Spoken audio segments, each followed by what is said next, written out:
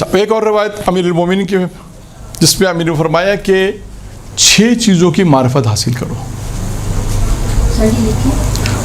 Time لگے گا ورنہ سن لیں، ٹائم کم ہے. 6 چیزوں کی معرفت حاصل کریں. اچھا، آپ اس کو 2-3 عنوان دے سکتے ہیں. وہ کون سی 6 چیزیں جس کی معرفت حاصل کرنی ہے حضرت علی کی نگاہ میں؟ ایک عنوان. دوسرا عنوان، وہ کون سی 6 چیزیں جو انسان کے لیے جنت کے دروازے کھولتی ہے؟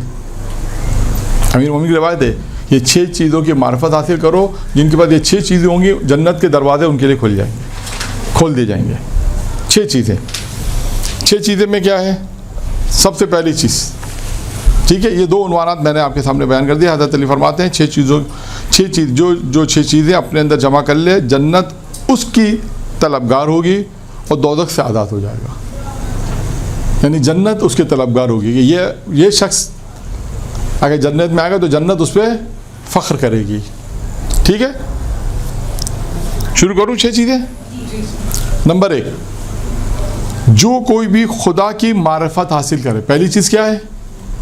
جو خدا کی معرفت حاصل کرے اور اس کی اطاعت کرے. نمبر 1. اب آپ دیکھیے نمبر 1 میں معرفت خدا ہے، اور جب معرفت خدا حاصل ہو جائے تو اس کی اطاعت واجب ہے، اطاعت کرے. اب آپ اس ایک جملے میں سب کچھ آ گیا. اب دیکھیں یہاں پر معرفت خدا سے کیا مراد ہے؟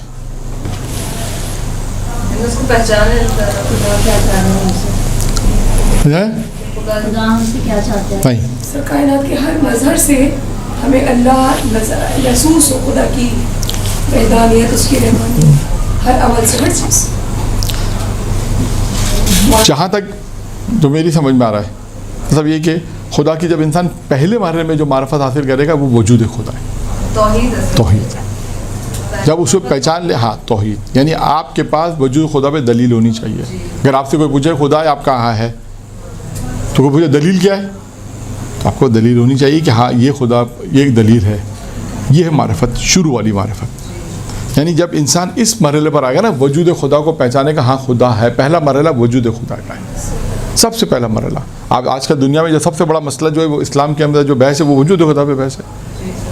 جب انسان اس بات تک پہنچ گیا ہاں ایک خدا ہے جس کا وجود ہے، یہ خود ایک معرفت کی پہلی منزل ہے کہ ہاں خدا ہے. اب اس کی جب معرفت ہوگی تو اس کی اطاعت ہو جائے گی کہ ہاں ایک خدا ہے، اس کی اطاعت کرنی. اب اس کی اطاعت پھر وہی ساری چیزیں آ جائیں گی جو اطاعت پروردگار میں آتی ہیں. تو پہلے مرحلے میں وجود ہے، وجود خدا ہے، معرفت حاصل کرے خدا کی. پھر اس کے بعد آہستہ آہستہ وہ مراحل، معرفت خدا پھر کیسے آتی ہے وہ الگ مسائل ہیں. پھر معرفت خدا کیسی ہونی چاہیے اس کے واقعات. پھر آپ جیسے جیسے انسان کے اندر معرفت بڑھے گی، واجبات کے ذریعے سے بھی بڑھ سکتی ہے، خدا کے تفکر کرنے سے بھی انسان کو بڑھ سکتی ہے. فکر کو غور و فکر کرے کہ ہاں خدا ہے، پروردگار ہے، روزی دے رہا ہے، کائنات کوئی ہے. اب یہ خدا ہے کوئی تو ہے جس نے اس کائنات کو خلق کیا، نظام چل رہا ہے دن رات، یہ خود انسان کے اندر ایک. پھر انسان جب اپنی زندگی توکل پر خدا پہ گزارتا ہے نا، بہت سے لوگ ہیں جو اللہ پر توکل کر کے کام کرتے ہیں تو ان کی معرفت بڑھ جاتی ہے کہ نہیں ہاں خدا ہے دینے والا، چاہے کچھ بھی کر لو. ہمارے ساتھ تو واقعات ہوئے ہیں. کب؟ جب اس نے معرفت خدا کو پہچانا. پھر عمل کے ذریعے سے انسان اپنے اندر اور عمل کے ذریعے سے معرفت کو پیدا کرتا ہے، اس کی واجبات تمام مستحبات کو ادا کرے، تمام حرام سے بچے. پھر اس طرح انسان ایک مرحلے تک پہنچتا آگے. تو پہلی منزل ہے یعنی معرفت پروردگار. جب امام فرماتے ہیں جب اللہ کی معرفت حاصل کرے، پہلی منزل ہے معرفت خدا. پھر اس کے بعد کیا کرے گا؟ اس کی اطاعت کرے گا. نمبر دو کیا ہے؟ شیطان کو پہچانے. نمبر 2 کیا ہے؟ شیطان کو پہچانے.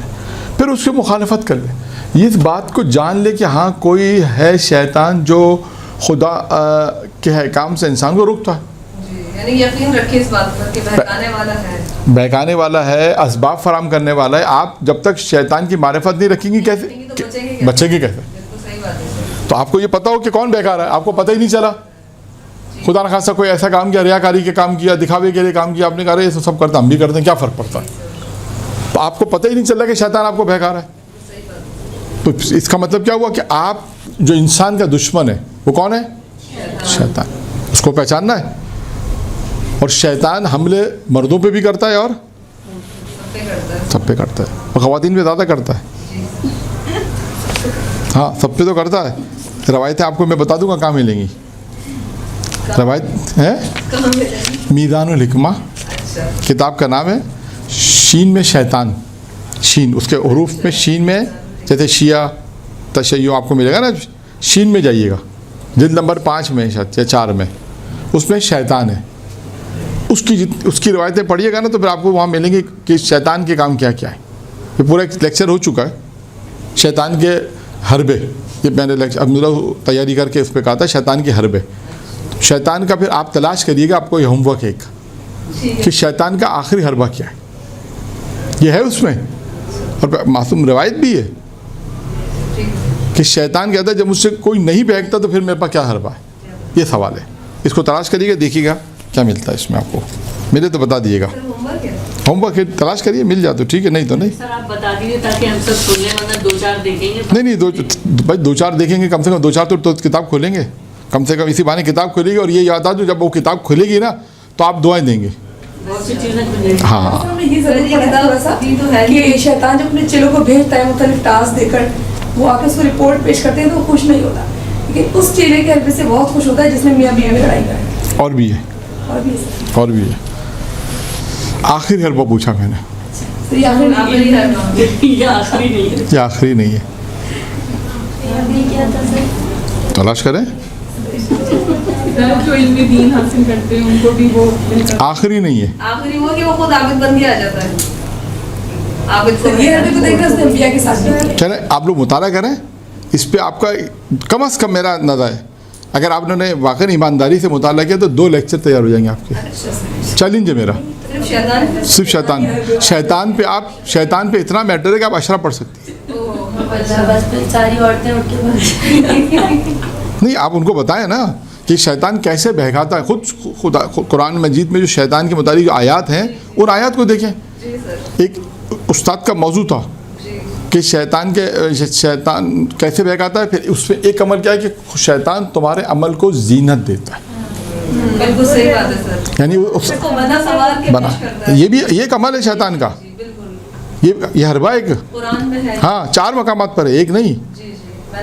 ہاں 4 مقامات پر ایک شیطان زینو کر کے جو عبارت ہے نا زین, کہ تمہارے عمل کو زینت دیتا ہے. برے اعمال کو سجا, برے اعمال ہو یا نارمل اعمال ہو, لیکن ریاکاری کرتا تمہارے اعمال کو زینت دے کے آپ کے اندر اپنا ایک چیز ایسی پیدا کرتا ہے, آپ کہتے ہیں کیا عمل کیا ہم نے. ہاں آپ کو پتہ بھی نہیں چلے گا کہ آپ کو پتہ بھی نہیں چلے گا وہ آپ کو بہکا رہا ہے. یعنی سر برے عمل کے اوپر بھی خوشی محسوس ہوتی ہے انسان کو. وہ اس وقت ہوتی ہے, وہ شیطان ہے نا.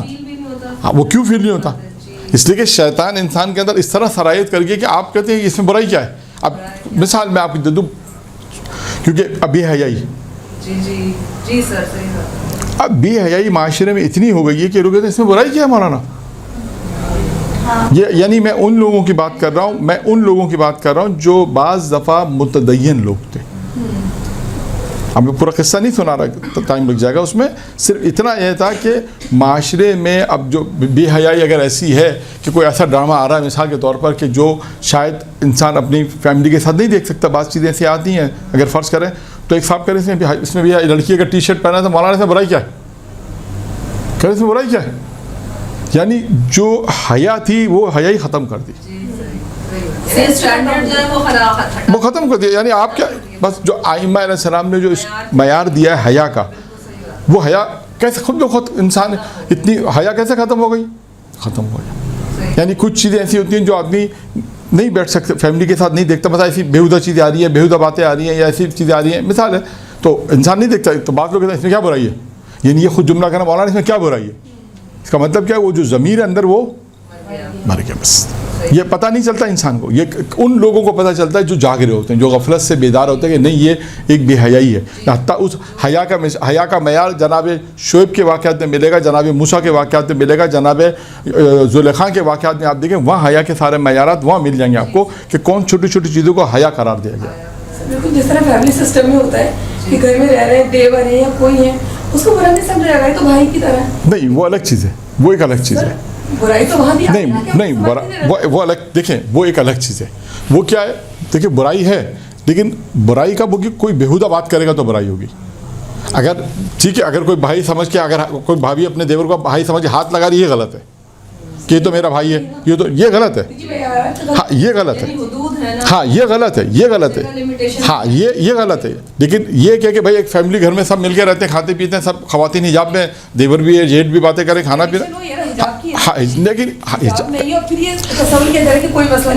نہیں, حجاب میں دیکھیں, حجاب میں ہے تو کوئی پرابلم نہیں. لیکن اگر کوئی یہ کہے مثال کے طور پر کہ اس میں اگر بے حجاب بیٹھے تو کیا برائی ہے, یہ بےہودگی. میں یہ کہنا چاہ رہا ہوں کہ اگر کوئی کہے کہ بے حجاب بیٹھے تو اس میں کیا برائی ہے. جیسے ہمارے یہاں ایک جملہ کہا جاتا ہے کہ بڑی بھابھی جو ہے ماں کے برابر ہے, چھوٹی بھابھی بہن کے برابر, چیپٹر کلوز ہو گیا. یہ میں نے بہت جملہ سنا ہے کہ بڑی بھابھی تو ماں کے برابر ہوتی ہے اور چھوٹی بھابھی بہن کے برابر ہوتی ہے, تو چیپٹر ہی حجاب کا چیپٹر ہی کلوز ہو گیا. اگر ایک فیملی بہت سے لوگ رہتے ہیں, کھانا پینا دیکھیں, دیور بھی ہیں, جیٹ بھی ہیں, کوئی مشکل نہیں ہے, باتیں بھی کر رہے ہیں, ہنسی مذاق بھی, بہت ہنسی مذاق جو ایک ہوتا ہے معاشرے میں ہو رہا ہے, کوئی برائی نہیں ہے. لیکن خدا نخواستہ چلے جوائنٹ فیملی میں کوئی حجاب ہی نہیں ہے, بے حجاب ہے, اور کوئی کہہ رہے اس میں برائی کیا ہے, یہ غلط ہے. اگر کوئی یہ کہہ رہے اس میں برائی کیا ہے, یہ تو بہن ہے, یہ تو بھابھی ہیں, یہ تو ہماری نگاہیں. اچھا پھر آج کل ایک ہمارے آتا ہے آنکھوں کا پردہ ہونا چاہیے, یہ بھی بڑا مسئلہ ہے. اب ایسے ہی آنکھوں کا پردہ, آنکھوں کا کیا پردہ ہوتا ہے بھائی, یہ شیطان کی حرب ہے نا. ہاں یہ شیطان کی حرب ہے. یہ اسلام میں ہی نہیں کوئی آنکھوں کا پردہ, اسلام میں کوئی آنکھوں کا پردہ ہی نہیں. ہماری ایک اور یہ بھی ایک بات آتی ہے, بھائی مولانا ہماری تو نیت اچھی, آنکھوں کا پردہ ہونا چاہیے. آنکھوں کا پردہ کوئی ہے ہی نہیں, نیت اچھی ہونی چاہیے, خدا خاصا نیت بری نہ ہو. انسان گھر میں رہتا ہے, سب بھائی بہن دوست جو بھائی بہن رہتے ہیں, اگر جوائنٹ فیملی سسٹم ہے, نامحرم رہ رہے ہیں ساتھ, تو ان کا اپنا ایک سسٹم ہوگا کہ جس میں وہ حجاب رہے, تاکہ ہاں لمیٹیشن رہے حجاب میں, تاکہ وہ چیز نہ رہے. اسلام نے جو حدود دی ہیں اس کے ساتھ رہے, بہترین طریقے سے رہے اس میں.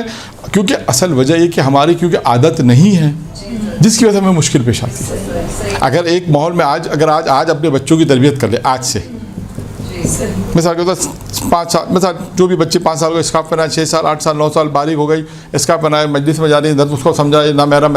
اب جب وہ جس کی شادی ہوگی, جس گھر میں جائے گی, وہ کہے گی نا محرم ہے. جی بالکل صحیح بات ہے سر, وہ کہے گی ہاں, تو اب یہ تربیت ہوگی تو وہ وہاں جا کے مسائل حل ہوں گے نا. جب یہی تربیت نہیں ہے, 10 سال کی بچی 15 سال کی بچی ہو کہتا ہے یہ تو اگر روزے رکھتے ہو. اب میں خود ایک بہت پرانی بات بتا رہا ہوں, جب میں کوئز کر رہا تھا ایک زمانے میں, بہت ایک جگہ شہر کا نام چلا کے نام لے رہا ہوں, وہ چھوٹی بچیاں بھی آ گئیں, بچیاں تھیں 10 سال کی 11 سال کی, بے حجاب, ان کو تو حجاب کا پتہ ہی نہیں تھا. تو کسی نے کہا صاحب ان سے سوال پوچھا, میں چلو پوچھ لیتے سوال. میں پوچھا, میں نے کہا روزہ رکھتی ہو, کہہ رہے نہیں. میں نے کہا تم پہ تو واجب ہے, 11-12 سال کی ہو. کہا ماں باپ کہتے ہیں روزہ رکھو گی تو مر جاؤ گی. بچے جھوٹ نہیں بولتے, اور حجاب بھی نہیں تھا. اب ان 11 سال 12 سال کے بچوں کو کون تربیت کرے گا, ماں باپ تربیت کریں گے. جب ماں باپ تربیت نہیں کریں گے تو آگے جا کے خود بخود مسائل پیدا. یہ سلسلہ شروع سے چلے, گھر سے چلے گا, جب چاہے وہ بچے ہوں چاہے وہ بچیاں ہوں, جب تک اس کی تربیت اس مرحلے تک کہ اگر اس کی شادی ہوتی ہے. اور سب سے ایک مسئلہ, جو بڑا مسئلہ بھی بات روایت مکمل کر لوں, ایک بہت بڑا مسئلہ جو ہے کہ وہ یہ بھی ہے کہ آپ نے اگر ایک لڑکی کی تربیت کر لی اچھی, اب آپ کے لیے ایک سب سے بڑا مسئلہ کیا ہے کہ آپ کو ایسا گھرانہ نہیں ملنا جہاں پہ یہ حجاب کر سکے. یہ ایک دوسرا مسئلہ ہے, یہ بھی کوئی چھوٹا مسئلہ نہیں ہے کہ آپ نے جس پہ اپنی بچی پہ محنت کی کہ اس کو خود دین پتہ ہے, لیکن جہاں اس کی شادی ہو گئی اگر ان کو نہیں پسند تو بہت مشکلات, اس بچی کے لیے بہت مشکلات رہیں گی. خیر آ جائیے, آپ کا ہوم ورک اپنے مقام پر ہے, ابھی وہ ہوم ورک ہے, بات یہاں سے شروع ہوئی تھی کہ دوسری چیز کیا ہے, شیطان کو پہچانو, اس کی بھی معرفت حاصل کرو, تاکہ جب پتہ چل جائے شیطان ہے تو پھر اس کی مخالفت. ہر جگہ آئے گا کیا کرنا اور کیا نہیں کرنا. 6 چیزوں کی معرفت ہے. 6 چیزوں میں پہلی خدا کی معرفت, دوسری شیطان کو پہچانو. اچھا اس کے بعد ہے تیسرا کیا ہے, حق کی معرفت. حق کی معرفت حاصل کرو اور حق کو پہچانو, پھر اس کی پیروکار بن جاؤ. اب آپ اس میں بہت تمام لوگوں کی واقعہ ڈال سکتے ہیں. ابو ذر, سلمان, مقداد, انہوں نے حق کو پہچانا. اہل بیت حق ہے, اہل بیت حق ہیں, اہل بیت کو پہچانو, ان کی معرفت کو حاصل کرو.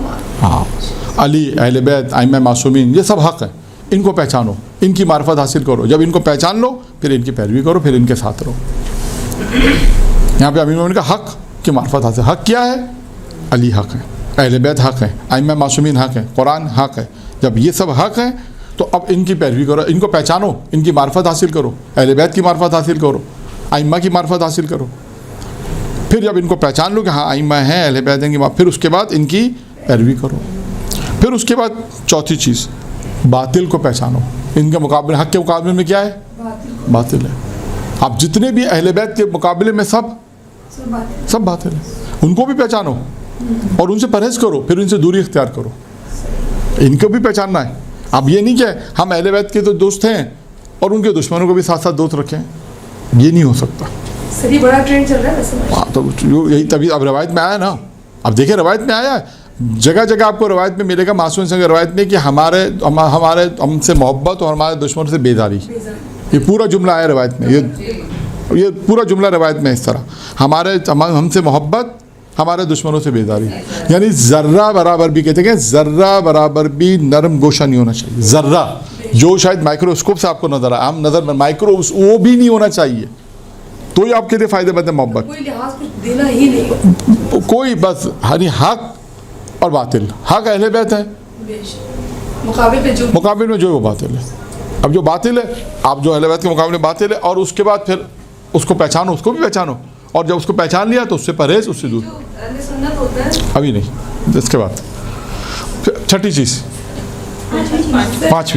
पांचवी चीज़, जिस तरह मैं रवायत पढ़ रहा हूँ ना, उसकी ख़ास वजह है। अच्छा सर, ठीक है। उसकी भी वजह है, ताकि आपको याद करने में आसानी हो जाए। जी सर, ये भी ध्यान में रखिएगा। रखिएगा। हाँ, पांचवा क्या है? दुनिया को पहचानो, इसकी भी मार्फत हासिल करो, और जब इसकी मार्फत हो जाए, दुनिया की मार्फत हो जाए, तो इससे दूरी इख्तियार करो, परहेज, वही दूरी। दुनिया को पहचानो, दुनिया क्या है। ऐसा नहीं दुनिया तुम्हें धोखा दे रही है, दुनिया को पहचानो, दुनिया के अंदर क्या चीज़ है उसको पहचानो। दुनिया के अंदर माल, दौलत, इज़्ज़त, ज़ीनत, दिखावा, तमाम चीज़ें दुनिया के अंदर है। इन दुनिया को पहचानो, दुनिया क्या है। कुरान के अंदर आप देखें कितनी आयत हैं, अहादीस मासूमिन की कितनी मिलेंगी, वाक़यात आपको दुनिया के कितने मिलेंगे। दुनिया सिवाय धोखे के कुछ नहीं है, फ़रेब के कुछ नहीं। अभी फरमाते हैं इसको पहचानो। जब इसको पहचान लो तो फिर इसके बाद इससे दूरी अख्तियार करो। और आयत का आखिरी जुमला क्या होगा? आखिरत को पहचानो, आखिरत को पहचानो। जब इसको पहचान लो तो इसकी जस्तजू में लग जाओ, इसके पीछे लग जाओ, आखिरत की तैयारी में लग जाओ। जब इसको पहचान लो, इसकी मार्फत हासिल करो, इसको पहचानो, तो इसकी जस्तजू में लग जाओ, इसकी तैयारी में लग जाओ कि बस मुझे आखिरत तैयार करनी है, मुझे आखिरत में अपना घर बनाना है, मुझे आखिरत के लिए काम करना है। जो काम करें आखिरत के लिए करें, जो काम करें परवरदिगार इसमें आखिरत में हमें अजर और सवाब अता करेगा। ये 6 चीज़ें हो गई। हज़रत अली अलैहिस्सलाम ने फरमाया कि ये 6 चीज़ें जिसमें होंगी, जहन्नम के दरवाज़े बंद होंगे, जन्नत के दरवाज़े खुलेंगे, जन्नत उसकी तलबगार होगी। ये 6 चीज़ें हैं कि जो मैंने आपके सामने बयान की। और ठीक है, ये रवायत मुकम्मल हो गई। अब आपको जिस तरतीब से मैंने लिखवाया, तरतीब क्या थी?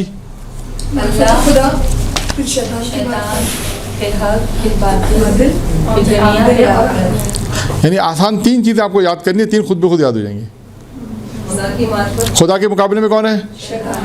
हक के मुकाबले में कौन है? दुनिया के मुकाबले में कौन है? खत्म। ये मजलिस तैयार हो गया आपकी, एक दर्स भी तैयार हो गया, तैयार। ये है तरीक़ेकार, उसका याद करेगा आसान। आप 3 चीज़ें याद करें, 3 इसके मुकाबले में खुद ब खुद हो जाएंगी। तो ये रवायत अमीर मोहम्मद सल्लम की रवायत थी जो मैंने मुकम्मल फरमाई। 2 रवायतें आज आपके दर्स में हज़रत अली अलैहिस्सलाम की बयान फरमाई।